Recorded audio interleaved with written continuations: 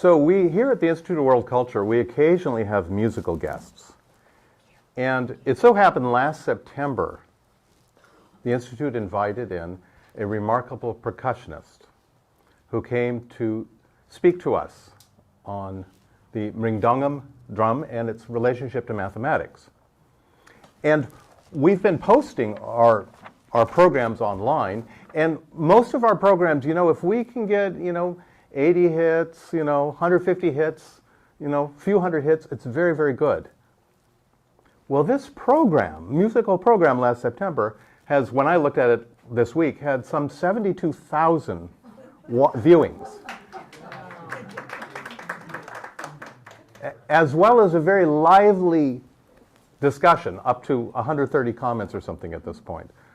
And of course, that percussionist is sitting with me now, Vinod Venkataraman, affectionately known as VR, who has consented to come to see us again today and to talk a little bit about his remarkable views on music, education, cuisine, and of course his leadership of the Ravi Shankar Music Circle. VR was born into a South Indian family with a very rich musical heritage. And as a youth, he studied violin under the tutelage of his mother, and then later took up the mridangam, which is the two-headed drum that he is a master of. He has taught music and applied mathematics at San Diego State University, and he's collaborated and traveled with many great artists, including Zakir Hussain, George Harrison, bringing his own blend of music to audiences worldwide.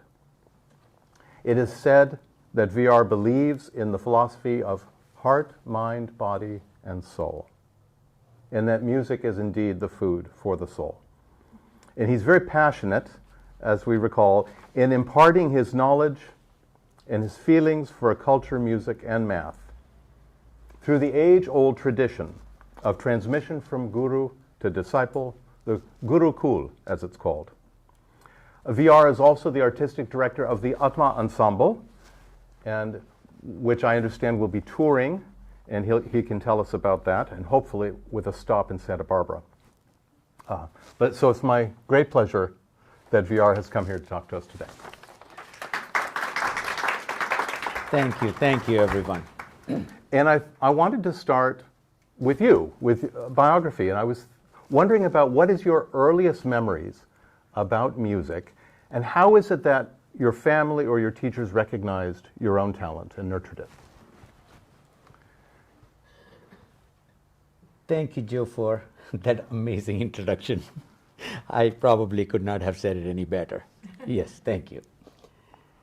In that introduction, you mentioned that I learned the violin at a very early age. So why did I give up violin and why did I come into mridangam is always a question to be asked. And that will take me back to my early study of the music and the art form. My mother was a performing violinist and a traveling musician. She performed professionally as a musician and a music teacher. And pretty soon I got to travel with her, but I recognized that I wasn't the main artist. And I was only the second fiddle in every concert that she performed.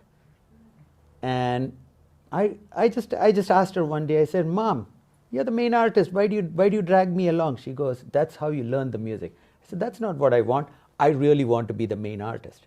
So she turned around and she told me, "In that case, then you got to take up another instrument." And I just knew that was the calling and moved on to taking up the mridangam as the instrument of choice, found my teacher, got introduced to my teacher, and I moved from violin to mridangam. It was the passion of being on stage, and more importantly, passion of being on stage for recognition. Of course, we were children at that time, and that was always, "Oh yeah, hey, you know what? I got to play with my friends. I got to play with my mom. Today's concert was..." Being able to tell that to my peers, to tell that to my friends was a big thing. And so that's how I got into mridangam. And I started learning that art form along with the violin. And so earliest memories go back to about 4 years of age, maybe 5 years of age, when these oral teachings from mom to son would be imparted. And it would just be when mom would practice for a show, or she was teaching some of the other students, we just were around, and we would be probably playing Seven Tiles or some other game, but Snakes and Ladders, I remember that game very well, Ludo. But we would always keep listening to the music in the background. It was always something that just constantly kept happening. The day would begin, there would be Suprabhadam, early morning. Dad would drink his coffee, mom would make the breakfast, but the music would start playing. And by about 10 o'clock, students would start coming for classes. Some for private instruction, some for group instruction. And so if we didn't go to school and we were at home, we got to hear it. And when we went to school, whatever happened at school continued. So the earliest recollection would go back that long. So your mother was a violin instructor? She was a violin teacher for the University of Bombay. She probably taught for almost 35, 38 years of her life while she was performing as a musician too. Yes. And it doesn't matter what instrument you take up, you always begin with vocalizations, is that right? That is correct. That is correct. In this art form, there are two kinds of musicians, at least the way I say. One is the musician who is amazing and sings in the bathroom while taking a shower. And the other one who works from that level to get up on stage. Indian music is incomplete if you don't know both aspects of the music. When I say both aspects, the melodic aspect and the rhythmic aspect. If there is someone who is playing a melodic instrument but has no clue what the rhythm section is doing, they will never succeed as a musician. If there is someone who is a rhythmic musician like a drummer, a mridangam player or a ghatam artist, and he has no clue about the melodic aspect of the music, he's not going to succeed either. So to understand this culture, this art form, we start off at a very early age and two systems just get introduced with no formal, oh, you got to do this like this, or you got to do this like this. There's no formality over there. It just gets introduced. And through a sort of chaos theory, they just build itself up, and that fine straight line is found as the child grows. So when a student is brought to me at a very early age of 4 years or 5 years, and they say, oh, my child loves drumming, I want him to learn to play the drums. I do not at once say, oh, okay, we'll start with the drums. But instead, I start teaching them the art of vocalizing, the art of being able to recite the drum syllables for a period of time. And the period of time could be 6 months, 1 year, 2 years, before we even introduce the percussion instrument. And while that is happening, the parents also have an obligation of getting that youngster to start listening to voice, to vocal music, so that they start hearing the language of that music, and it just in some manner assimilates into the body language. Do you see, I'm wondering, if you're teaching a young child these vocalization, can you recognize something where you would say, oh, violinist, for sure. Oh, mridangam, for sure. Such an interesting question. Year was 1997. My mother's teacher, T.N. Krishnan, had come to the US, who is an amazing name. He's considered the Beethoven or the Mozart of Indian music, Indian violin. He is labeled as the trinity of violinists with M.S. Gopalakrishnan and Lalgudi Jayaraman. Those were the three big names as violinists in the 1900s. He had come to my house, and I was living in a 2-bedroom apartment right besides at UCLA, and he had come to see me. And my precocious daughter, who was about 4.5, maybe 5 years, was playing around, and Guruji called the child and kept her next and started saying certain things and wanted to see what response was coming. And he started getting some very positive response on certain scales that he was singing out to the child, and she was identifying the scales. He goes, "Do you have your violin anywhere around?" And of course, in my house, if you walk with your eyes shut, you're going to trip and fall on some instrument. It's either a mridangam, or you're going to stamp a violin or a guitar or something. Instruments are strewn all over the place in my home. And in that small apartment, it was the same thing. We just leave instruments outside so that children can just play with it. We never say, no, don't touch that. That's not how. You break a string, we'll put a new string. You break the violin, we just set the violin aside, bring another violin out. And we just let them play with it. That is how they... So when the teacher said, "Do you have a violin?" I bought a violin, I gave it to him, and he just sat where he was and he started playing scales. And my daughter, in some manner, started identifying the scales. In about 15 minutes, my Guruji, my mother's teacher, turns around and says, "Here is what I would like to do. I would like to take this child and go back to India." And my wife was in the kitchen, and her ears just popped up, and she came right out saying, "What?" And he says, "Yes, this child is talented. I would like to take her and teach her the art form." And I was dumbfounded. In a heartbeat, I would have said yes, had I not had a wife to deal with. I probably wouldn't have even thought twice. I would say, "Okay, I'm also coming, let's go." No, can't do that. Okay. So, but the seed had been sown that this is, she's going to, so to answer your question, that's how. Yes. It's not we who decide. There is always an external force. There is always a medium that comes in some manner and kind of tells you that. And so we knew at that point that that's what it was. So eventually, over a conversation of about 15 to 30 minutes, the thought process changed. Guruji, T.N. Krishnanji, realized that mom's not going to let me take the child and go to India. So he said, "Here is what I'm going to do. Once a year, I will come to the US. I will spend about 30, 45 days with you, and I will teach your daughter." And of course, he would come on a concert tour. He would have 30 shows. And in the 45 days that he had, he would have about no more than 5 hours in the 45 days to impart the knowledge to my child. And he lived in Orange County. I lived in LA County.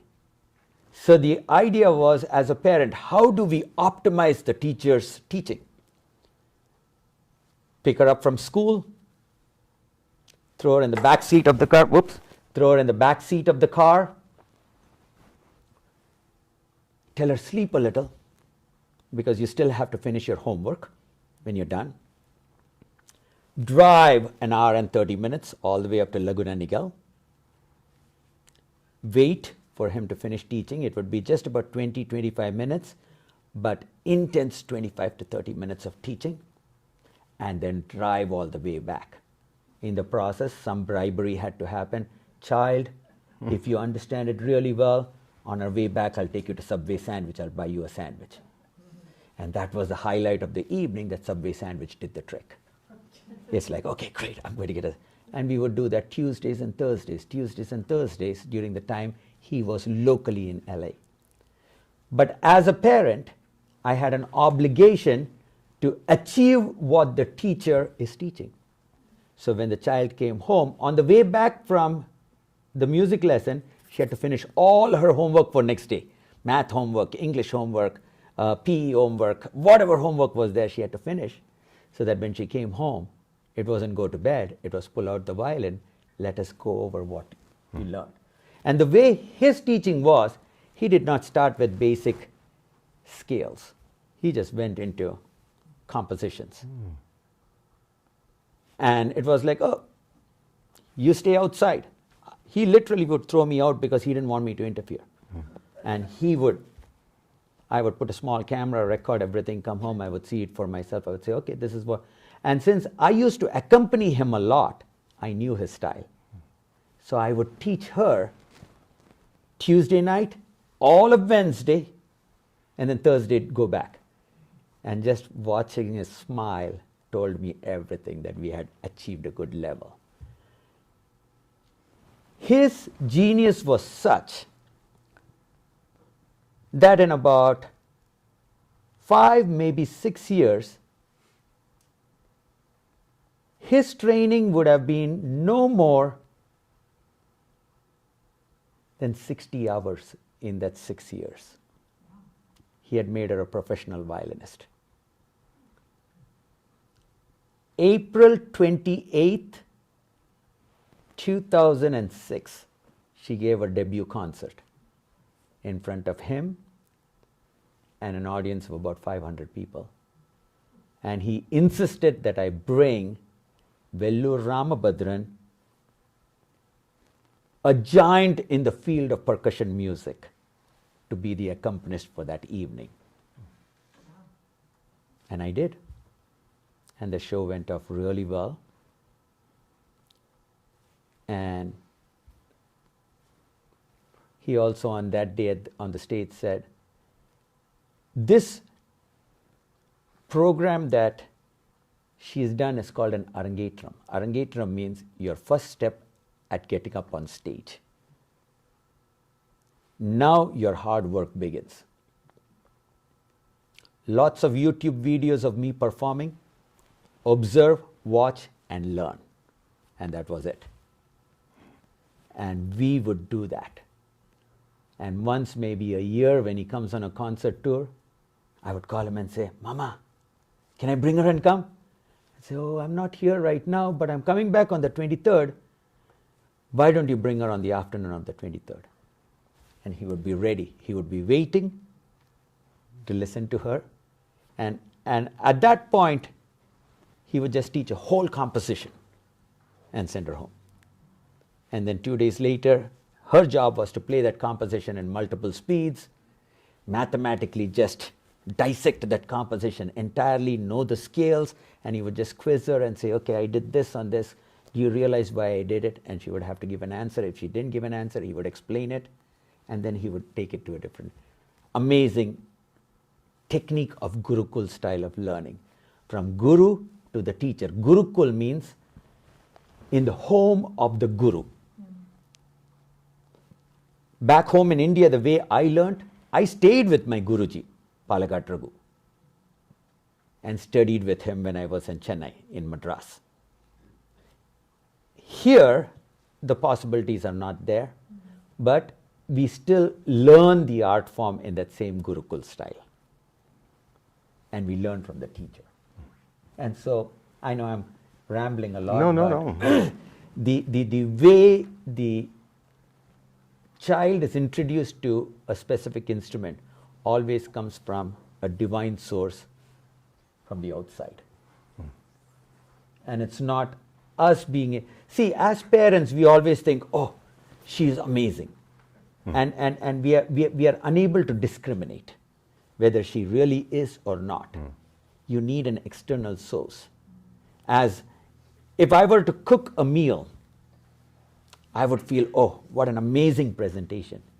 But when the Iron Chef America looks at that and says, oh, I see this is a problem, I see this is a problem, and he gives you all the comments, the formula changes. So you always need a guru to correct you, to teach you, and to help you climb up that ladder.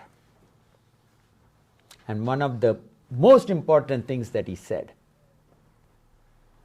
there are 16 notes in the music system. Do, re, mi, fa, sol, la, si, do, and reverse. Or sa, re, ga, ma, pa, da, ni, sa, ni, da, pa, ma, ga, ri, sa. 16 notes. And he says to attain and understand each note will take 10 years, 1 decade. He says, so one lifetime is never enough to master the art form. So when he said in the introduction that he is a master of the instrument, I didn't want to interrupt, but no, we are just students of the instrument. We haven't achieved that mastery yet. We are still working to get to that level of mastery. But it may not be your first life. It may not. But given how I play, I think it is my first life. I think there is a level of growth that can happen which needs to which means I need to come back again for the second life. But the bottom line of that story, that remarkable story, is that it worked. It did. Aishu is a wonderful violinist. That is, yeah. I think so. I think so, but again, But you're the parent. One life form is not enough. So Yeah. hopefully, she keeps growing. But this was more of how teachers embody the music and pass it on to us. And so no art form, whether Eastern, Western, Persian, Irani, it doesn't matter. A guru is needed. Yes. Without a guru, that art form is not complete. There is a gap in that art form. It's a living transmission. It's a living transmission, Yes. yes. It has to be Yes. It has to be embodied. It has to be embodied in a person. It's not no matter what kind of tract you can write, what kind of book, that can't embody it. It has to be the book of a person. Yeah. Exactly. It's we as students, when we sit in front of these giant masters or maestros, our simple goal is to get the teacher to just say, that means, oh, I've caught his attention. I'm doing something right or I'm doing something wrong. If it is wrong, the barrage will be following right behind.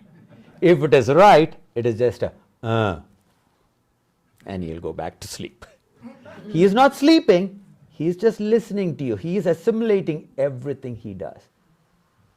So we aspire to attain that level of perfection with him while we have the opportunity. That brings up another question for me, and that's that it seems to me the great Indian musicians that I have listened to, it seems all of them have some kind of professional qualifications outside of music. We think of Dr. Subramaniam, you yourself, a teacher of mathematics, and it brings up the idea of in Indian education and music, is there this practical side where a parent says you have to have something substantial that you accomplish as well? Maybe that's a practical issue because music is always it's never certain. Or is it some view of the well-rounded life, and that somehow by having that wholeness, that strengthens your music, and your music strengthens that wholeness? My answer is going to get a lot of people putting comments on YouTube. Indian music, Southern Indian, North Indian. South Indian musicians believe a lot in education. North India believe a lot in business.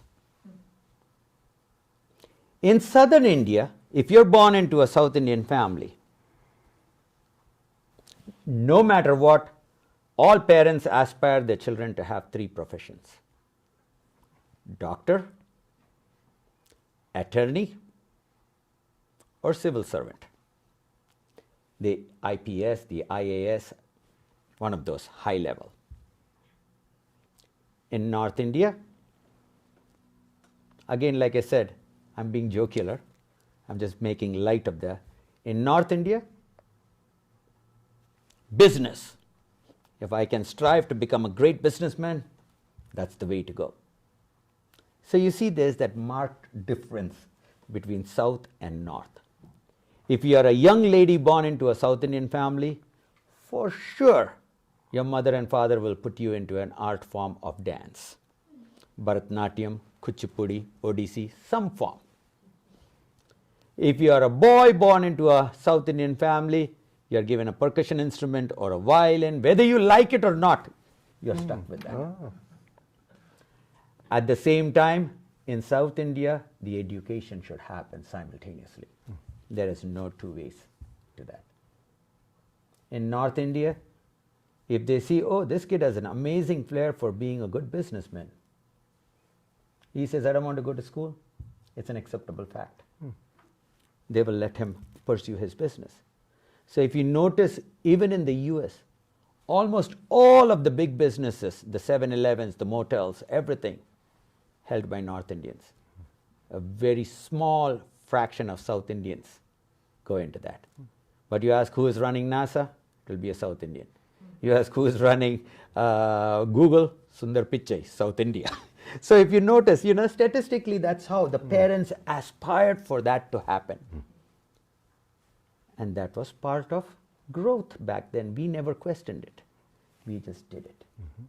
And eventually, like I said, chaos theory takes over, and you sometimes begin to like that art form and you become a musician. So yes, the same thing happened with my children. Why? Because when my kids were born, my grandparents still had an influence. My parents had an influence on the grandchildren. And so, making her just a musician wouldn't cut it. There would be a lot of friction coming in from two sets of family parents. My side of the parents, my wife's side of the parents. No. She has to go to school. She has to continue. But Mom, she is an amazing violinist. I want to yank her out and just focus on this. No. Continue that, make this work. So here is the story I will tell you. 2006 was when my daughter Aishwarya did her Arangetram, the very first concert. Sometime in 2008, there was a forum at UCLA where all of these four-year colleges will come and they will tell what their school has to offer. I can't remember the right word for it. It is colleges career forum, something of that. It's like a career fair, and students and parents will come. And so in the career fair, we found out that Sorry, I'm just going to bend this down a little bit here. Thank you. In the career fair, Berklee College of Music in Boston was there. So somehow somebody called us and said, hey, Berklee College is there. I think Aishu might enjoy listening to what they have to offer if she chooses to go. So I said, oh, okay. It was an afternoon. I asked my daughter, would you like to go? She said, oh, absolutely. Anything that could get her out. She loved it. So we went. And she had a small portfolio with her. And she had a CD that she had also completed by that time. And she handed it over to a gentleman who was running that booth by name Peter Gordon. About a week and a half later, I get a phone call from Peter Gordon saying, I shared that CD with the Dean of Berklee College of Music. They would like to meet your daughter. So I said, oh, okay. And he goes, oh, we will pay for your flights from LA to Boston, your stay, etc., etc. And we just want to chat with your daughter. And my daughter was a well-spoken, she was very vocal in her ability to speak and communicate. At Berklee College, when we met and she had her interview or whatever, they loved it so much. They said, here's what we would like to do. We would like to give your daughter a scholarship to our 5-week program. It's a summer program. Let her just come and and with Mom's permission, we agreed. She spent 5 weeks in Boston. She was, I think, about 13 or 14.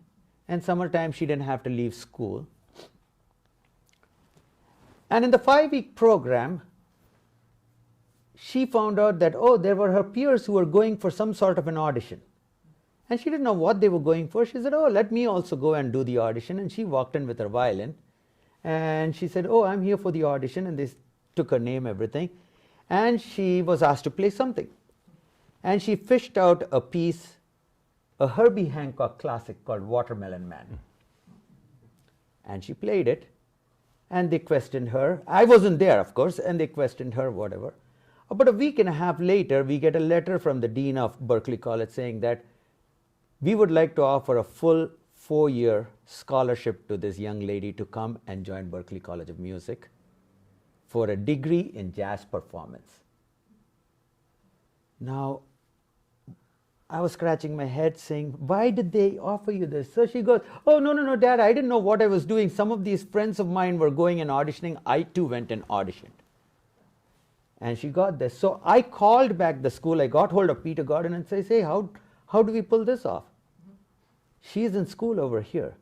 Because, oh, if you guys are ready to do it, leave it to us. We will negotiate everything for you. And I go, what do you mean? They ended up calling the school district in Long Beach, discussed with the school on how she can take time off from school and be in Boston and study music. And so she left Long Beach, moved to Boston as a 13-year-old. She was the youngest to join Berklee College of Music, and she learned the art form. So you see, that's how these things come together. Yeah, remarkable. And Ayusha is now she's a scientist of some sort, right? She is a pediatric neurologist, and she is currently at Texas Children's in Houston, Texas. She is the associate professor of pediatrics and neurology, and she takes care of patients over there. She is now in her early 30s, mother to 3 children, still extensively practices the violin while trying to keep her professional career going. So, you know, it just kind of flows in that manner, and it just builds its way into a career. Now, she never wanted to be a doctor. I think the seed got sown. Aishu's mother is a doctor, but more importantly, the seed got sown when my mother got diagnosed with pancreatic cancer. And my mother was teaching Aishu a lot of the music that she had learned from her teacher. My mother was T.N. Krishnan's earliest disciple. My daughter was T.N. Krishnan's probably last disciple. Both my daughter and my mother learned from the same teacher, and I, in between my mother and my daughter, was T.N. Krishnan's accompanist. Played a lot of concerts, just going on tour with him and learning from him. So I knew what it meant to practice, what it meant to train, what it meant to becoming a professional musician. But then again, the compositions and everything, my mother had learned it. And when she found out that she was dying of pancreatic cancer, the last 2 years of her life she just spent with us and just taught everything to my daughter.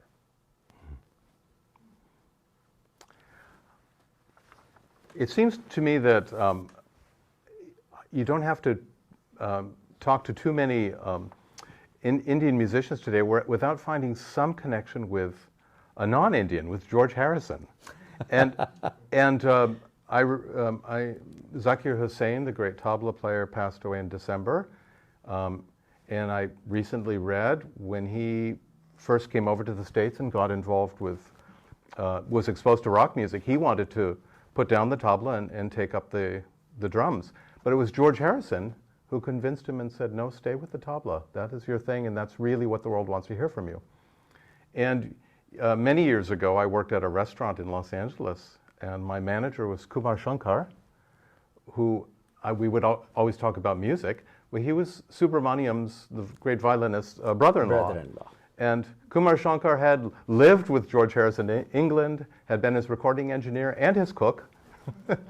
So it may not surprise you to find out that VR had an encounter with George Harrison. I wonder if you could tell that story about how you came to the U.S. and what George Harrison had to do with it. I was about 20, maybe 21 years of age. Not sure what life had in store for me, but I knew I wanted to play music. I really did enjoy music. I was very clear on what I wanted to do and how I wanted to do it. I didn't want to come to the East Coast. I didn't want to go to any place where there was snow. That was a given. I only wanted to come to sunny California. I was adamant.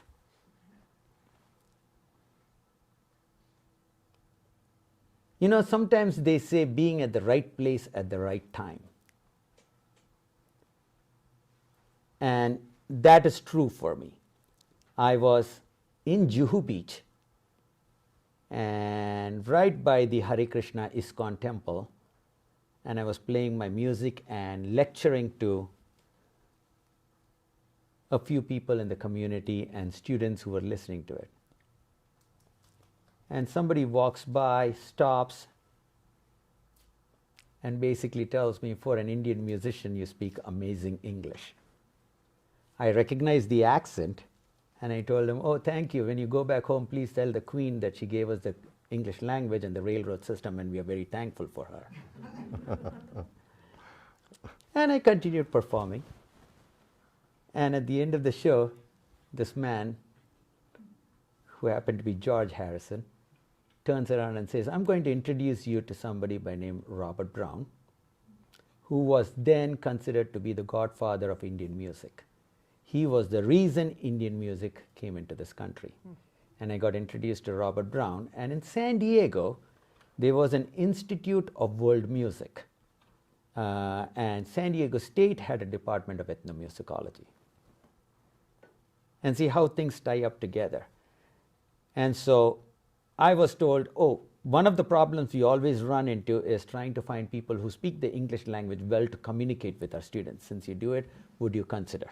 I said, absolutely.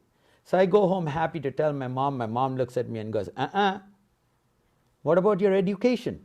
See, full circle. Oh. And she goes, you can only go if they will let you continue your studies. And so I came to San Diego. I became a student at San Diego State in the Department of Mathematics, and I started teaching music in the music school. So it all worked out. So see, parents from southern India, they have this uncanny control about not letting go of education. We are not risk takers. We do not just say, oh, that's the profession you want to be in, give it a shot. If it doesn't work, oh, tough luck, you tried it. They will never take that risk in that manner from southern India. Whereas a businessman will always tell you, you want to do something, if you don't risk it, you're not making it. And which is a true statement. I believe in that statement. Risking to achieve something is primal. That urge within you has to be there to get to that level. If you don't have that urge, it won't happen. And yes, I came to sunny California. I stayed in San Diego. Got to know everybody. And 40 years later, I'm still here, ready to retire and enjoy life. Now, in India, India received the automobile from the British, and everyone drives on the left side of the road. And I understand your very first day here, it was almost your last day. It was almost my last day. Say something about that. Oh, you got a good memory. Huh? I shared this with him almost a year ago when I came here the last time. So our very first left India, went to Singapore, met a friend who said, I'm going to Indonesia. Would you like to go and play music with me? Took off from Singapore to Indonesia, didn't even make it to the US. Everybody's panicking, wondering where the heck did these guys go? And of course, bachelor, young man, enjoying life, so spent about 15, 20 days in Indonesia and then flew back into the US. Landed in LAX, but the person who was supposed to pick me up did not have a clue when I was coming. So we were sitting at the airport for about 3.5, 4 hours, waiting for someone to show up. We tried calling, nobody did. So I said, you know what, I have an international driver's permit. I'll just go down to the drivers, to Enterprise Rent a Car and rent a car. And they actually gave me a car with my international driver's permit.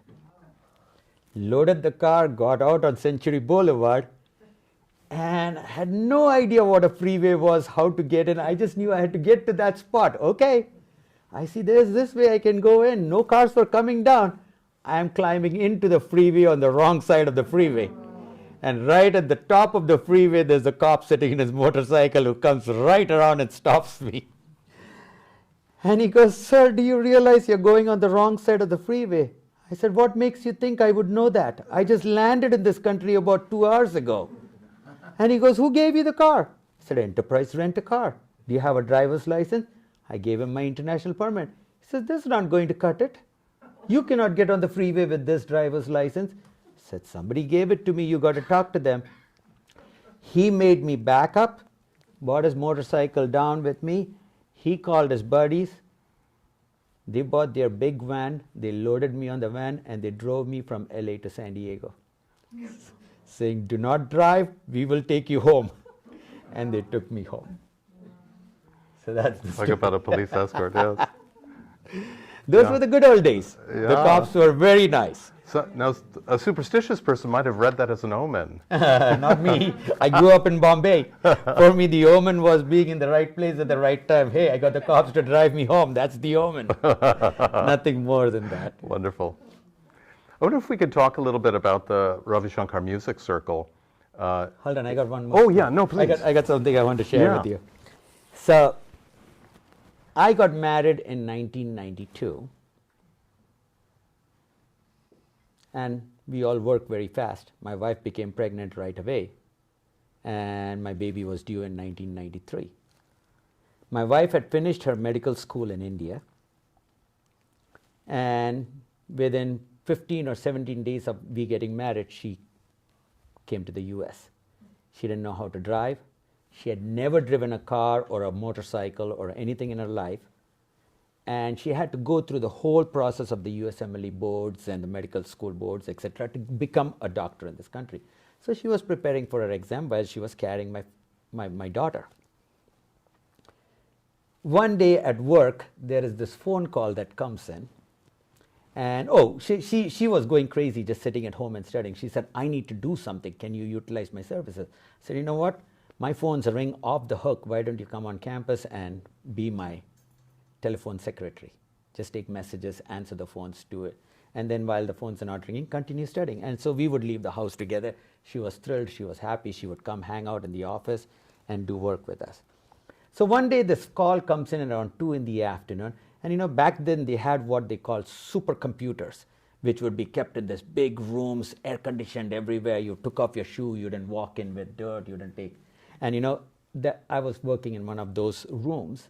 And she buzzes in and says, hey, some guy named Paul wants to talk to you. And I go, does he have a last name? And she goes, McCartney. So my friend hears that, who is sitting next to me, and he goes, no, let's have some fun, let's have some. Tell her you don't know who it is. And I said, you know what, honey, I don't really know who that is. Get more information. And we turned on the intercom to listen to it. And so the guy on the other side is saying, oh, no, VR will know me. He's just pulling your leg. Could you please tell him Paul wants to talk to him? And she goes, I did, sir, but they say they don't know you. He goes, do you know who the Beatles are? And my wife stops and she says, no, but I know who ABBA is. And we cracked up at that time from inside. I said, oh, no, pass on to me. And so that was the amount of knowledge sometimes when we come from India about world culture that we carry. And we get exposed to it, but see, we are like sponge. We absorb it. We absorb that in its entirety. 35 years later, today the world is different. That level of absorption is gone. The phones have taken over. TikTok has taken over. Instagram has taken over. You want something? Children go to Google. They really don't go to a Webster's dictionary or to an encyclopedia, or they just, Siri, can you help me out? And so that culture is going to be detrimental in many ways. Back in the 80s, mid-80s, early 90s, yes, America was a superpower. America was there because we were a land of immigrants. We bought knowledge, we absorbed knowledge, and we imparted knowledge. Today, that's not the case. It's changed considerably. The whole horizon of education is different. Everything has to be spoon-fed. So as far as I am concerned with my grandchildren, the rule of thumb is as follows. No TV until they are 5.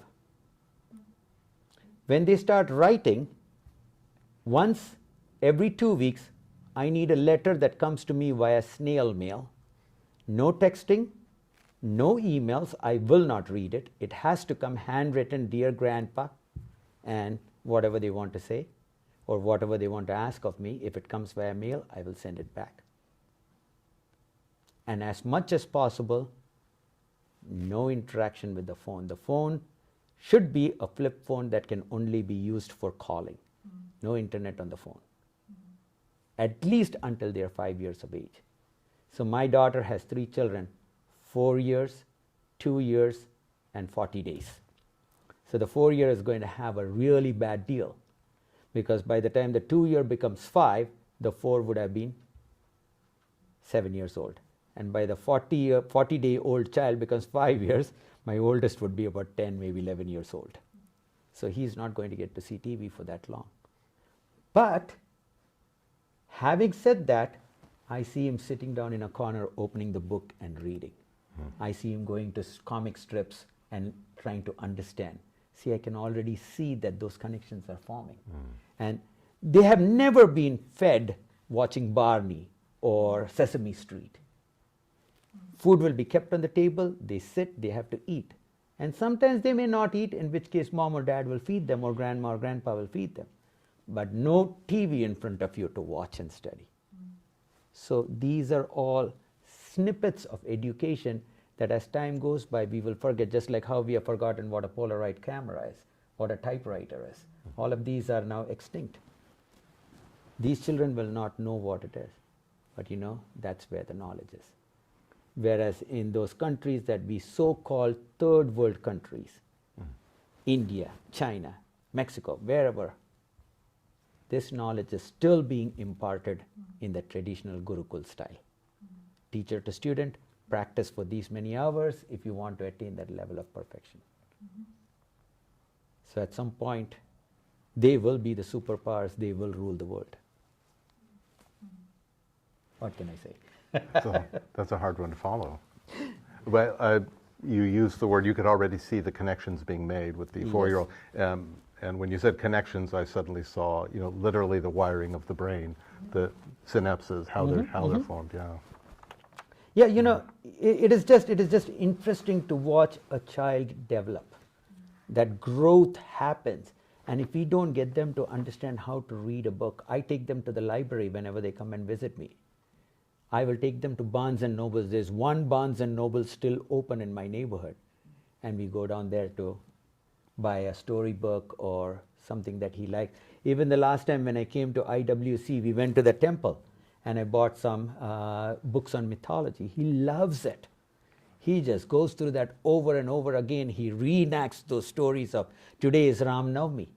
He reenacts the stories of Rama and Rama's kids and love and Kush and everything else, and we just kind of keep that going. That imagination of wanting to pull the bow and arrow and wanting to do this, that imagination is now lost with our younger generation. Yeah.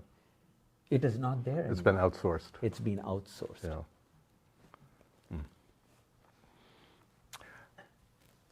I wanted to talk a little bit about the music circle, the Ravi Shankar Music Circle.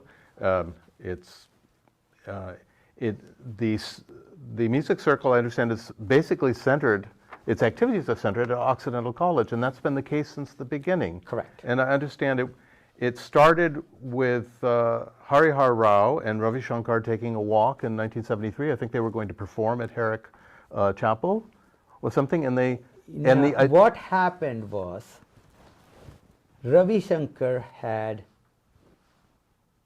a teenage son by name Shubho Shankar, amazing sitar artist at that time. And they were interested in Occidental College being the home for Shubho Shankar. So Ravi Shankar with his student Harihar Rao went to Occidental College, and as they were walking through the campus being given the grand tour, they stumbled upon Herrick Chapel. And this is hearsay because I wasn't there at that time. Harihar Rao told me this. Apparently Ravi Shankar walked into the chapel and he did He loved the ambience of the setting. And he told Harihar, this is where I want to do the next concert. And the inaugural concert for the music circle happened at the chapel in 1973. And it was a sold out venue. Everybody from, my understanding, from George and Ringo and Paul, everybody were there. And the concert was, back then I actually have found the ticket stubs for that concert. It was 25 cents ticket to get into that concert. We are blessed to have a beautiful county of Los Angeles that helps us do a lot of archiving and gives us money to hire interns to. So we have gone back to 1970s and we are pulling out all the archiving material that we can archive, and we are now preserving it for posterity, for other students to see it. So while we were archiving, we came across this first 25 or 35 cents was what the price of that ticket then was. And so that's how And the concert posters are on the website. You can. Oh, they're there really, you go. yeah, they're really So there you wonderful, go. kind of Okay. campy, wonderful. There you go. Yeah. Okay, so it's there on the website, Yeah. musiccircle.org, Yeah. and we are kind of uploading a lot more. I have not personally gone and checked it out, but I have people who, interns and externs, who kind of work on this and keep adding material to it. So that's how the music circle began over there. And the longevity is so impressive. It's a vital thing. It's at some point the baton was passed to you. I don't know when that. That as happened. artistic That director. happened in 2012, when formally I took over. My first concert for the music circle was in 1989 for none other than L. Subramaniam.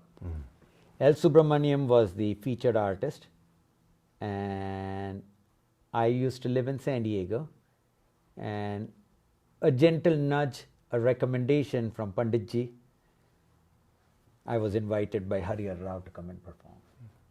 And so that's how my association into music circle began, and my earliest recollections of performing in the US. Were you nervous to play with Subramaniam?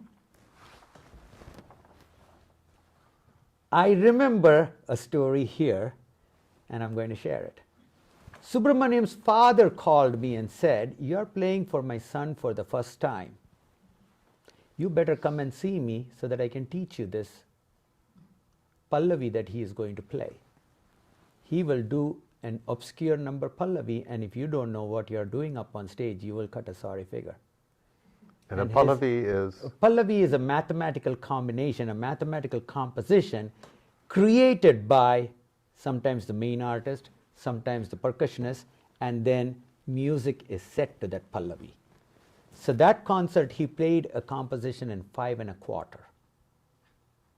And you know, we are also used to 4x4s or 8x4 or 16x4. A 5 1/4 is always a tricky one. And so, yes, thank you to the dad who had the foresight of calling me and saying, if this concert has to go well, you show up in my house a day in advance and study it. And he would occasionally teach me those. So that was Fantastic. my first recollection of the concert. See, as musicians across the globe, once you're up on stage, you better have your chops and place to accompany an artist. Otherwise, the artist is going to just go his way on stage and you'll be left in the background. There's no catching up to that. So you just have to work your way to understand the culture of the music that evening. And there are lots of variables that may come in. But the most important variable, of course, is having a godfather who will kind of show you what somebody is going to do. And that could be your teacher, that could be your parent, somebody else in the music industry. But in my case, it was Subramaniam's father. Great story. Your vision, so one thing you've done with the music circle is instituted a kind of a triple series. That wasn't going on before? That was not going on before. And what's kind of the parampara, the emerging artists, and the living legends, what's the sort of idea behind that? Pre-COVID, Indian musicians performed into their early to late 80s. things changed during COVID and post-COVID. The Living Legend series was our way of getting these amazing octogenarians onto our stage to be able to give a pristine music for the younger generation. They are one in a lifetime opportunity, born and raised in the US, to see somebody of that greatness, of that caliber. And so the thought process began. The board members of the music circle got together, and it kind of made sense to start bringing living legends. And so once a year, I would bring one musician of extremely high caliber who may have put down their fiddle or their bow or their sitar because they feel that, oh, you know, age is catching up and I don't want to do it. And so when we would go walk up to them, talk to them, discuss with them and say, you know what, this is why we want to do this. Can you please come and perform for us? And they would oblige. And that became a major hit. So that was the first of the series, The Living Legend. Parampara, the word itself means heritage. Parampariyam, it comes from a certain lineage of following that you have. So the great Zakir Bhai, who has now passed away, has a lot of students who follow his tradition, his style, his lineage. Parampara was our way of introducing these artists from that lineage, from that gharana. And so it brought in younger generation artists. And when I say, see, this music is such, Indian music is such, it's like ripe wine. The longer it stays, the better it gets. With wine, that's the thing. So most of the time, musicians really start hitting their peak only in their late 40s to early 50s. And then they have a certain span of about 10 to 20 years where they get great. There are a few who start early because they just, like I said, maybe it was their second lifetime. Oh. And they peak very early on in life. And those musicians are also there. And then there are musicians who work to achieve a certain level, and they fall in the emerging artist category. So in the Parampara festival, I always have the emerging artists, and then I conclude the night with a senior musician, so that the emerging artists get to see the senior musician, and the senior musician gets to see the emerging artist and might say, hey, you know what, I got to recommend this young artist to this festival. And sometimes a word of recommendation happens. And that word of recommendation is what makes them famous. See, the music circle is now in its 53rd or 54th year.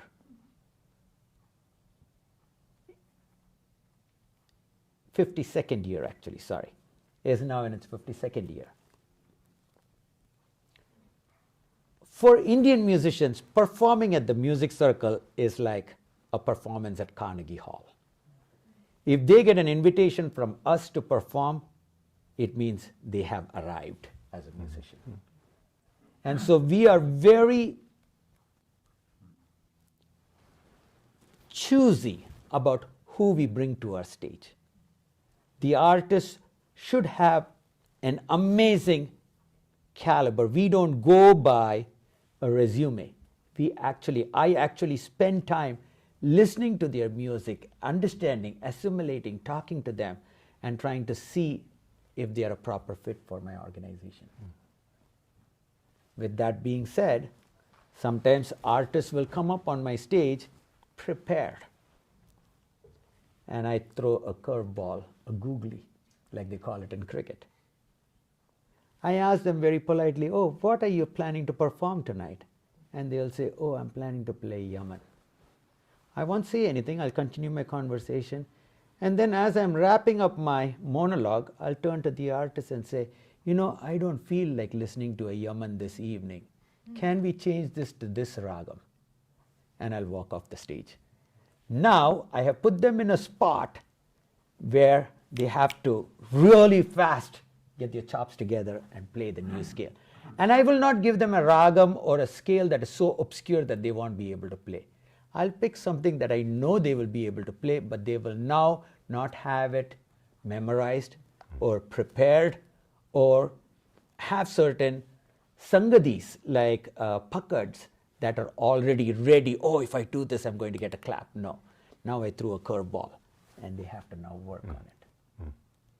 You have a reputation for this? I have a reputation for Oh. that. Because my teacher did that to us. That's how we learned. Yeah.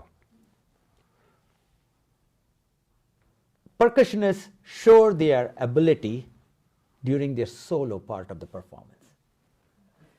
During the performance, we are a shadow. We follow the main artist, whether it's a vocalist, the instrumentalist. So we don't have much to show except in flashes. But when it comes to a percussion solo, we have a lot to show and we are prepared. And there have been times when the main artist may have given me a percussion in a straight 8x8. And if my teacher is in the audience, he will say, no. Don't play it on this one. This is done. Wrap this up. Why don't you sing something in a 5-beat cycle and leave the Tanyavartanam, the solo, in a 5-beat cycle? Now we are put in a spot. But we have practiced enough that we need to go into our memory banks and pull out material to throw out to the audience. And so occasionally we find some of the newer artists who have now become good artists who have been put through that grind and that spot, and they have really shown, they have really come out with their ability to perform. And those are the artists who fall in the emerging to the emergent category. Yes, it seems to me a musician can, if they overly practice something, they develop a set of riffs or phrases that become memorized, and then if you're listening to them, if you have a discerning ear, you're seeing they're recycling yesterday's thoughts. Correct. And you want to open the well in a way and let something else fresh come, and that energy affects everyone. It affects the audience, it affects the musician, right? Absolutely. Absolutely. Yeah. And that's what music is. See, everybody says Indian music is 100% improvised. That's an absolute lie. It is not. It is only 100% improvised when you throw the artist in a spot and change it on him and then ask him to perform. Otherwise, most of the time, the teacher tells you, okay, this sangadi, this phrase, I want you to sing it like this. This part of the song, I want you to do this, this, and this. And the students kind of fall into that groove of having to sing that way. But as soon as you change the rules of the game, a lot of new phrasing, a lot of new setups come together. And sometimes we will stumble and fall, we will fail, and I always tell the musician, what is fail? First attempt in learning. You're in such a pristine hall where Pandit Ravi Shankar performed and all the greats have performed. You're on the stage. Go ahead, do your part. I just got that. That's an acronym. Acronym. First attempt in learning. Nice. I just have answers to any of those terms in that manner. Yes, fail. First attempt in learning.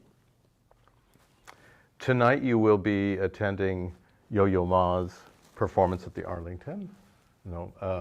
I know that not because I'm psychic, but because I'll be going with him. Yo-Yo Ma has been very adventurous in his career, going outside of the classical canon, playing Brazilian music, collaborating with tango artists, playing bluegrass and Appalachian music. 80 years ago, if you were a classical musician, that could be the end of your career. It would be considered promiscuous wanderings into vulgar music. And so I wonder, classical Indian music has such a purity about it, and then it's associated so much with a sacred tradition. Are there similar pressures to stay in your lane? Is it possible that a classical musician could be considered, damaged goods if they go and play with the jazz people? Excellent question. Very interesting question. and I'm going to try and see if I can make sense of this question in bits and pieces. Although I said Indian music is not 100% improvised, that there is a level of presentation that we pre-prepare and come on stage. As we mature, as we grow into the music, that preparation kind of dwindles in its part and the innovation takes over, which is very common with anything. You do something, you tweak it a little bit, you fix it here, things change. Indian music, in its style of improvisation, is very close to jazz in terms of how the improvisation happens. What many of the musicians fail to understand is jazz is a language of its own with an amazing structure of checks and balances and rules. Indian music is a genre of its own with all of those checks and balances. But somewhere, musicians started feeling that, oh, I can jam, I can play music with jazz musicians. And I always had a problem with that blend because they were playing music not by understanding the idiom of jazz. They were just playing music to blend. They were playing their own music, but they were just kind of blending into it. And so then that evolved and became what was called fusion music. For me, fusion music is utter confusion. There is a limitation to what musicians can do. And yes, and that's what started happening with Indian music, where we started confusing the idiom. So yes, to answer your question, there was a certain level of restraint to be within the lanes of the freeway, in this case Carnatic music or Hindustani music, and trying not to jump ship or cross over to the next lane. But did that stop? No.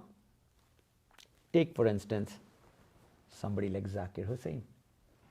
Look how beautifully he crossed over from this lane to the next while keeping his tradition alive entirely.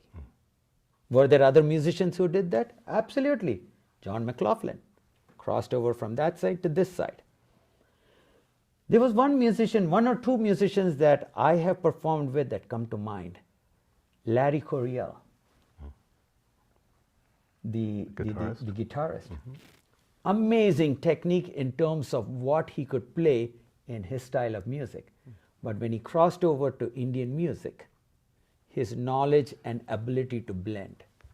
The classically trained flautist, Hubert Laws.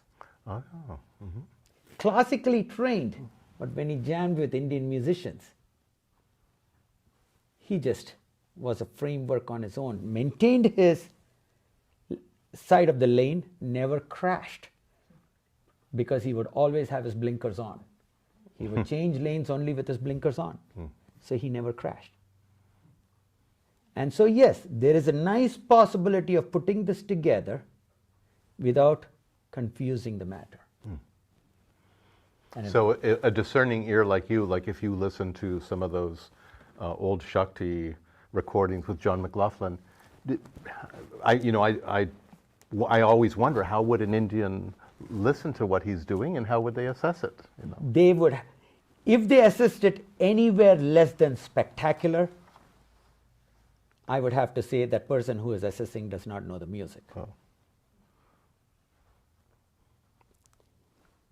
And this happens time and time again back in India, where a news reporter would be sent from the Times of India or from the Indian Express or from the Madras Chronicle to come and review a concert.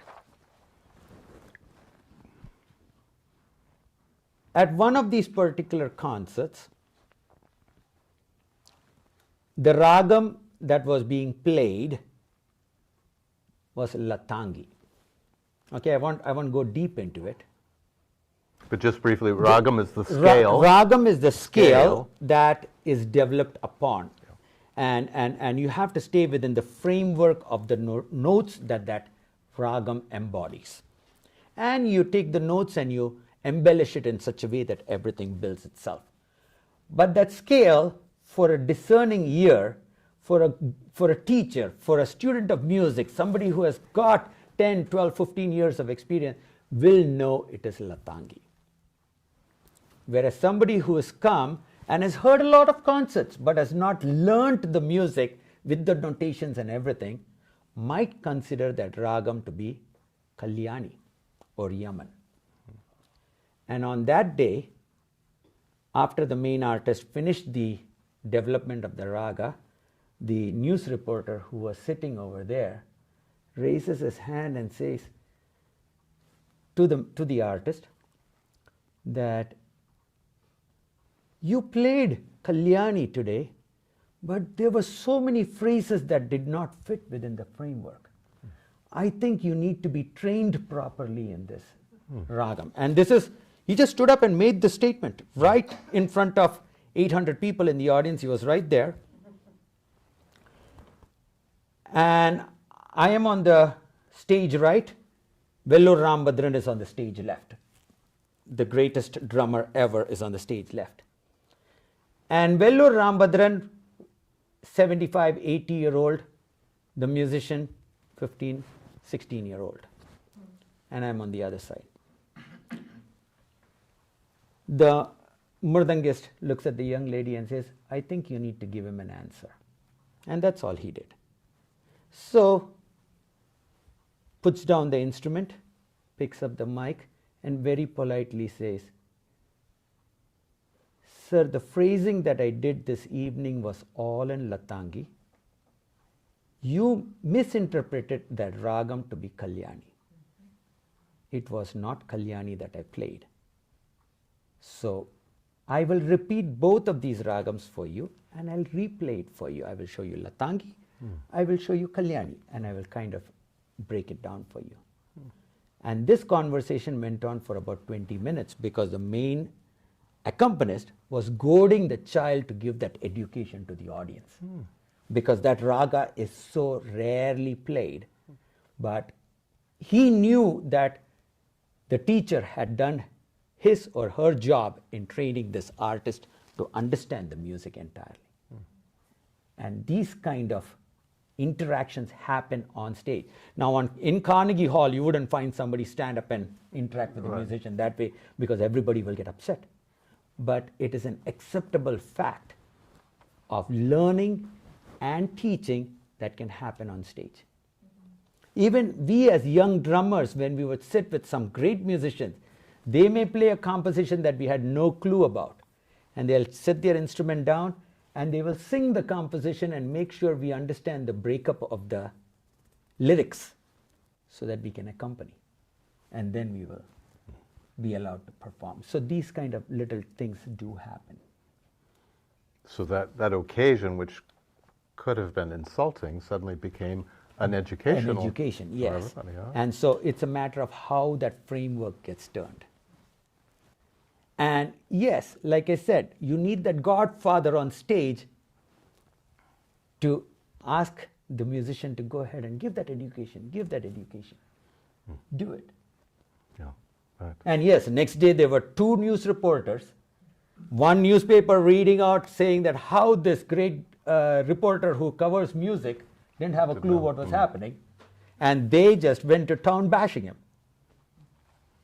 And he, gentleman that he was, actually put out an apology saying, I spoke a little too soon. I'm sorry. That young lady really knew what she was talking. And so that's how sometimes music comes together. But it is an acceptable fact to have that kind of a discussion. This was back then. Today things have changed. How much? That's a complete different discussion altogether. When you were here in September, you described raga, the scales, as feminine, and tala, the rhythms, as masculine. And then I've also heard that the two heads of the mridangam are sometimes one associated with male, one associated with female. And I wonder how much of this is metaphorical, how much of it has a deeper meaning? All of it is metaphorical. When I came in September, that was a conversation I had with you over lunch. I did not say it on stage over here. But India has a very old adage in music. Shruti Mata, Laya Pita. Shruti means the melody is considered the mother of music. Layam, or the rhythm, is considered the father of music. When melody and rhythm meet together, the offspring is music. So from that standpoint of view, I use it metaphorically just to explain to people that, hey, Shruti is the mother, it's feminine. Layam is the father, is the pita, it's masculine. Similarly, when you look at the percussion drum, the right side has a lot of work to do, whereas the left side has only 3 sounds and it embellishes the right. The left side is more bass. Boom, boom, boom. It has more bass to it. The right has a lot of movements, a lot of fingering techniques. So in a conversation between a male and a female, dominance is always on the female side because there's a lot of information that they are able to assimilate, retain, and regurgitate.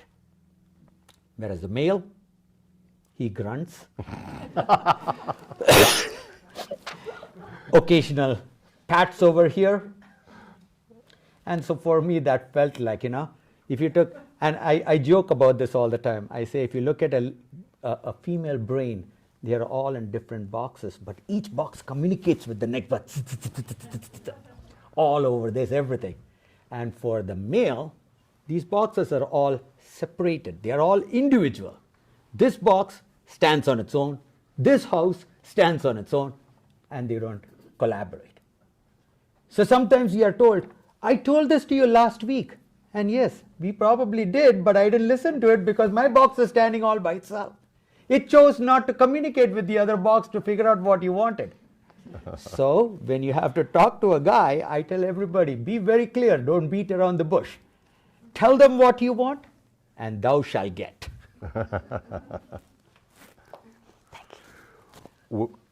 When people used to ask Louis Armstrong what jazz was all about, he very famously replied that if you have to ask, you'll never know. Correct. And there was a variation on that. Sometimes he would say, if you don't feel it, you won't know it. And I'm thinking about how much in your presentation in September, knowledge played a role in understanding the general forms of Indian music and tempo and all of that. And so I'm wondering, what about somebody who doesn't have the intellectual component? How approachable as an audience member, how accessible is Indian music? How much do you have to know to enjoy listening to it? Can you, to use Armstrong's terms, can you feel it first before you know it? Or do you need some knowledge to say, I have to share another story from my life for this one. I was getting my master's in applied mathematics, and I used to live in a dorm at a place called Tata Institute of Fundamental Research. And my roommate, a few weeks into the semester, ended up being a Russian boy. He spoke Russian, I spoke Hindi. He did not speak English, I spoke English. The only communication we had was numbers. Brilliant mathematician. And of course, I had superiority in the room because I was there before him, which means at 3 o'clock in the morning, I would play music. I would start music at that hour. And India was blessed with one musician who had an amazing bass voice, amazing baritone. His name was M.D. Ramanathan. And MDR's music for me just hit every single hair in my body. It made it stand. But for anybody, including my older brother, it was time to bring the Louisville Slugger out to hit me in my head. Because that music was not something that you could appreciate if you didn't understand it. He was really slow. His phrasing was extended to so slow. Okay. And he would sing his music. But there was something so intrinsically beautiful about that music that one had to feel it. I'm coming to your answer. About 2 weeks into this torture, my Russian roommate decided he was going to change the circadian rhythm.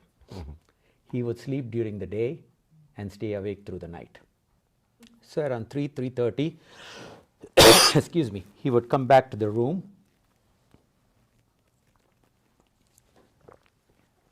and I would start this music. About 11, 12, maybe 13 months into listening every single day, this guy started understanding the music.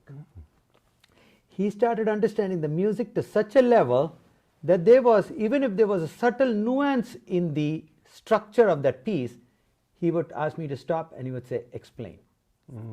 And he kind of started feeling, he knew the curves that were coming into that music. And so he started assimilating that music. He and I are still friends. He lives in Minsk. I live here. We communicate, we talk, and occasionally he'll find an amazing M.D. Ramanathan concert on YouTube and he will send me a link. But he never gave it up. So, for somebody uninitiated, I come back to the same thing. You need somebody who understands the music, for a lack of better word, a guru, who can teach it to you. And I always tell everybody, you can learn from a guru, but you can also learn from a little child. It's a two-way street. At the same time as you teach, your job as a teacher is to learn from the student, to understand what he is thinking, so that you as a guru can improve your technique of explaining to the student. So yes, to understand this music, you need to kind of embed yourself intrinsically into the music. Many hours of listening. You don't have to practice as much, but you have to listen a whole lot in your formative years of this music. When I met Kumar Shankar, he was my manager at a restaurant, and I was playing trombone at the time, so we would always talk about jazz. And one night he said, the man never looked like he slept. He had huge dark circles under his eyes. And I learned that he hardly slept because when he was done at his restaurant duties, in the middle of the night he would go to a Hollywood studio and he would be recording his brother-in-law, this violinist, L. Subramaniam. And one night he said, come down at midnight. And so I came into the studio and I watched Subramaniam record his very famous Indian Express album, and he had his blue electric violin and he was pacing the studio, laying down his tracks, and he came out to meet me. But his brother-in-law said to me, he said, I know you love jazz, and I know that's your big thing right now. He said, but you'll never understand this musician if you don't listen to classical Indian music, to what he does with classical Indian music. And it seemed like a far reach for my ears at first, but I came to really appreciate it very much. Yeah. Yes. So it's a very slow process, and that's why we start very early. We start almost at about 3 to 4 years of age. Sometimes if you find that the child is precocious enough and is able to understand and take certain orders, even 2 years is not too late. We start that early. And that's what is needed to understand any art form. Western classical, Indian classical, jazz. If you want to get to a certain level of appreciation, understanding, and virtuosity, Start early. Never too late. Because all the formative fingerings, your bones, everything are nimble enough to start working it.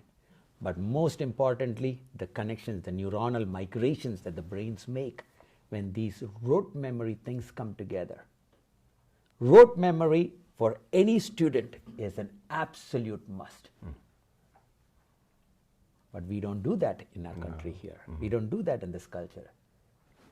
Back home, I used to memorize Shakespeare. I used to memorize poetry by Mary E. Coleridge. I used to memorize William Wordsworth. I would, that it was part of your education. Today, that is gone. It is completely disappeared. Yeah. And we will only see the difficulty of that 20 years from today. And this young students reach that certain level and their brain is not sharp enough. Early stages of Parkinson's, early stages of Alzheimer's, all of that will become an attributable factor because of lack of brain training. And it's rationalized as, oh, well, why should I memorize that Wordsworth poem? I can get it on Google. Correct. But there's something so fulfilling about that process. The old phrase, learn it by heart. It's not simply in the head. It's something else that gets embedded in you in a way. And to that phrase, learn it by heart. For musicians, it is learn it by art. A-R-T. So you got to have both of those. The art and the heart have to mingle. Well, believe it or not, this has flown by. We've come to an end. Finally, the most important point, when the cosmos is born, what comes first, Tala or Raga?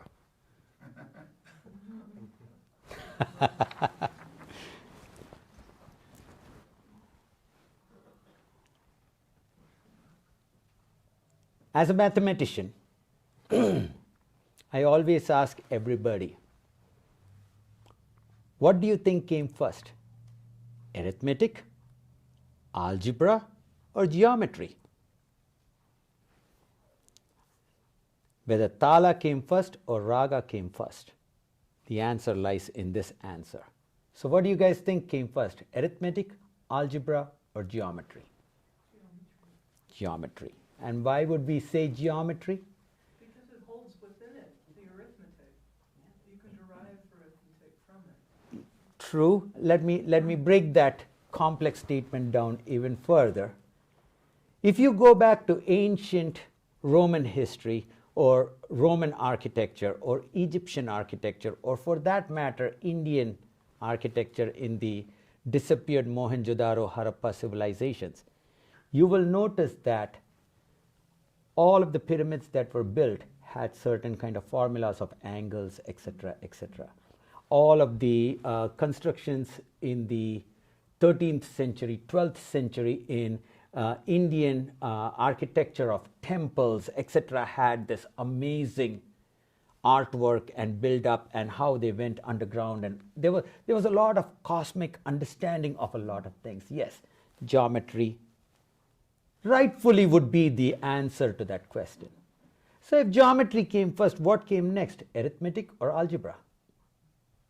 And the answer is arithmetic. Because the number system had to come together. And how did the number system come together? The number system actually came together from geometry. For example, if you took the number 1, how do we write 1? We write 1 like that. And we put a line below, right? That line below was the westernization of the number system. Number 1 is just written like this. And the reason it is written like that is because it has one angle. So if you took the number 2, it has 2 angles. If you took the number 3, it has 3 angles. If you took the number 8, 1, 2, 3, 4, 5, 6, 7, 8, it has 8 angles. If you took the number 9, it has 9 angles. If you don't westernize the number system and wrote it the way the numbers were written in before. So the number system came from angles. So 1, but we still couldn't go to the moon until a certain time. Why? Because the number 0 was not invented. And the number 0 is the number with no angles. That is why it is written like that. And so geometry, hierarchy showed arithmetic, and then from arithmetic the progression was algebra. So the numbering was what needed to come first. And so in my humble opinion, I think talam came first and ragam came later. Breaking it down even further, when we brush our teeth, how do we brush? 1, 2, 1, 2, 1, 2, 1, 2, 1, 2, 1, 2, 1. We don't do 1, 2, 3, 1, 2, 3, 1, 2, 3. We don't do that, right? How does your heart beat? Boom, pop, boom, pop, love, love, has a very, when you're running, 1, 2, 1, 2, 1, 2, 1, 2, 3, 4, 1, 2, 3, 4, 1, 2, 3, 4, 1. You know, the rhythmic part is there. Ragas, on the other hand, are free of rhythm. They have this beautiful curves and the waves and everything. They ebb and they flow based on the feel, the ambience that the musician first gets. I'm sure there are a lot of people who will say, oh, no, that's all wrong. Ragam came first, tala came next. Yes, very much debatable. Did the nut fall in the jungle first, or did the tree fall in the jungle first, you know? Who knows? That's what it is. VR, thank you so much. Thank you, guys. For being with us today. Thank you. This has been such a pleasure, and within this man is so much diverse experience and so much knowledge, and your way of presenting is so effervescent and contagious. It's just beautiful. So we're so grateful you could come by. Thank you. And tell us a little bit about your life and your way of seeing things. Yep. So. And it's an education for me too. Just watching all these beautiful faces, beautiful people, beautiful minds. It's an education for me. My answers sometimes get geared just based on looking at people and trying to understand how much can I give as an output. Should I be very methodical, or can I just keep it a little flowing? And so that's how that. Thank you very much. Thank you, guys. Good. Thank you Beautiful. so much. I appreciate it. Our next event. There's a question over there. Yes, go ahead. I have a question. Okay. Well, let me check with our pro here. Are we okay running a little bit past 3:30? Russ? We can take 1 or 2 questions. He's the boss. He's the boss. Okay. 1 or 2 questions. Thank you. The president has spoken with executive authority. Please. Tell us about your experience with teaching George Harrison.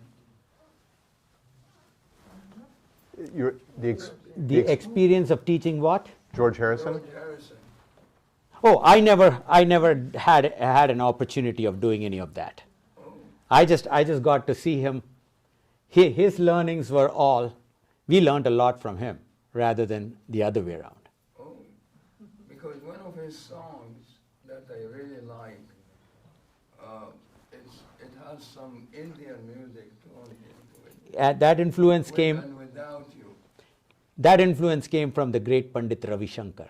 I see. He was the student of Ravi Shankar at some point, and their collaboration was very much soul searching, for a lack of better word. They were two peas of the same pod, and I'm sure they had a lot. It was so before my time. At that time, when I was 21, 22, it was just an opportune moment for me to be awarded the chance of coming to this country. That's it. And I look at it and say, hey, karma was there in the right spot and got me over here. That's all I can say. And it's been a learning experience all the way throughout this whole last 35, 37 years that I've lived in this country.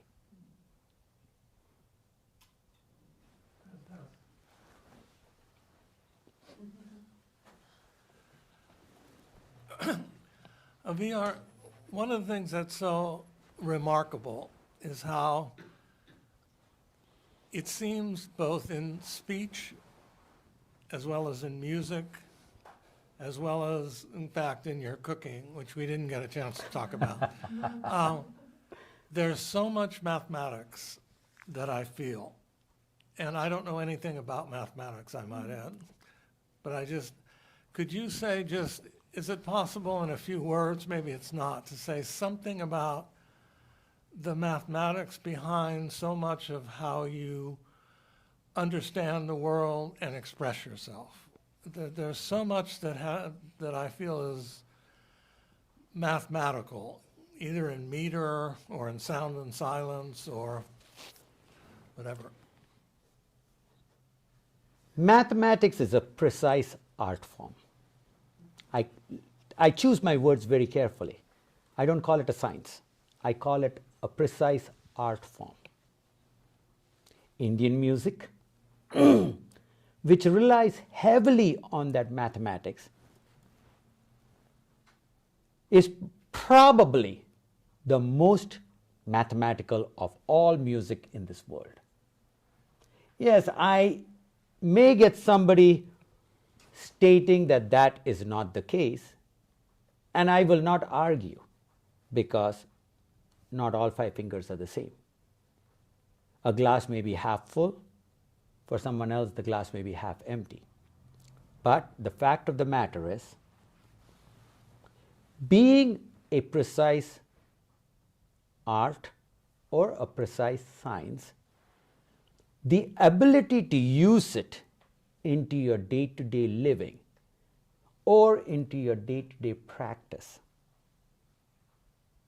makes the approach to that art more sensible.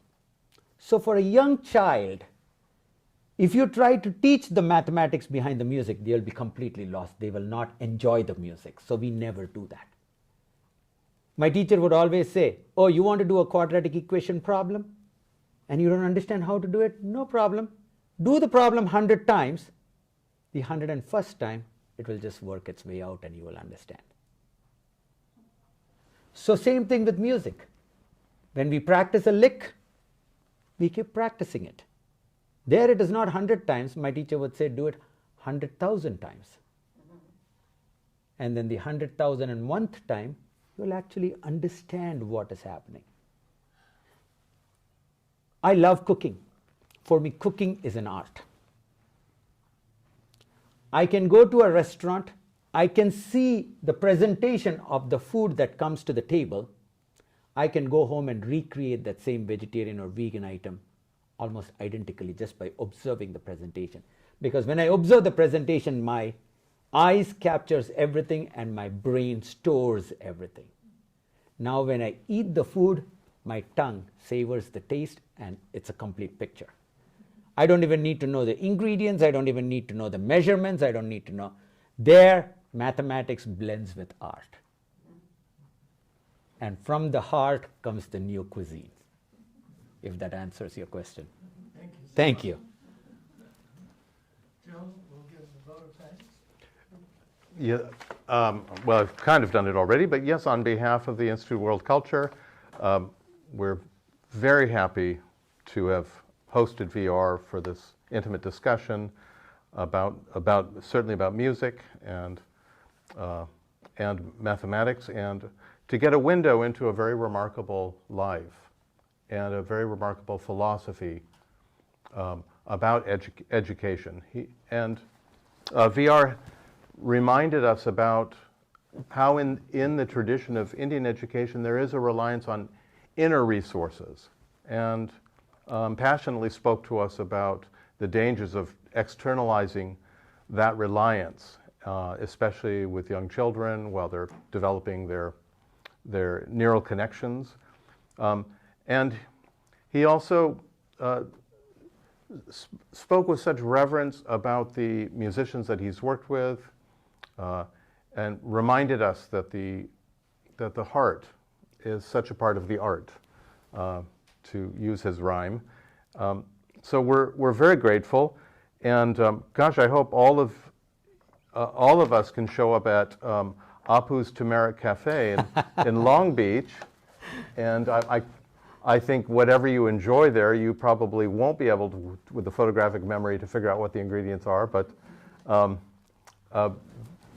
wow, we really also, of course, look online, look up the Music Circle, and look at their offerings at Occidental College. There's VR directs a remarkable series, and make the trek, go down and attend one of those concerts.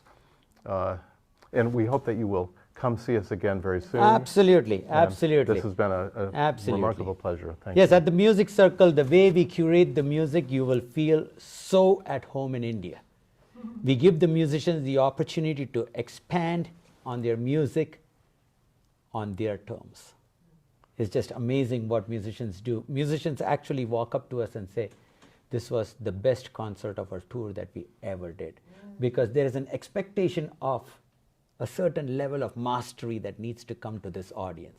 Our audience have been very well educated, very well trained to listen and understand the subtle nuances of the music. So the musicians just go to town playing that music with us. Thank you all very much. Appreciate it. Namaste.